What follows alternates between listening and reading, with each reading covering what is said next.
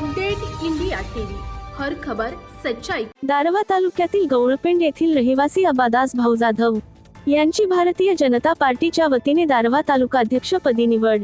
महसूल मंत्री चंद्रशेखर बावनकुळे यांच्या नेतृत्वाखाली व माजी आमदार मदन भाऊ येडावार व तसेच यवतमाळ जिल्हा कमिटी मार्फत दारव्हा तालुक्यातील गौळपेंड येथील रहिवासी अब्बादास भाऊ जाधव यांची भारतीय जनता पार्टीच्या वतीने दारव्हा तालुकाध्यक्षपदी निवड करण्यात आली।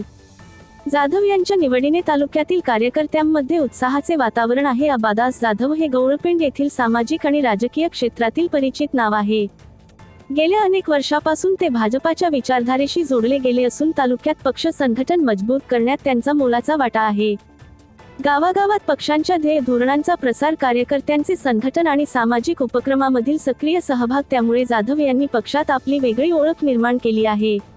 तालुक्यातील कार्यकर्त्यांनीही जाधव यांच्या निवडीबद्दल आनंद व्यक्त करत आहे आणि त्यांना शुभेच्छा दिल्या जात आहे। जाधव यांच्या नेतृत्वाखाली दारव्हा तालुक्यातील भाजपाच्या आगामी निवडणूक रणनीती आणि पक्ष विस्तारावर सर्वांचे लक्ष लागले आहे।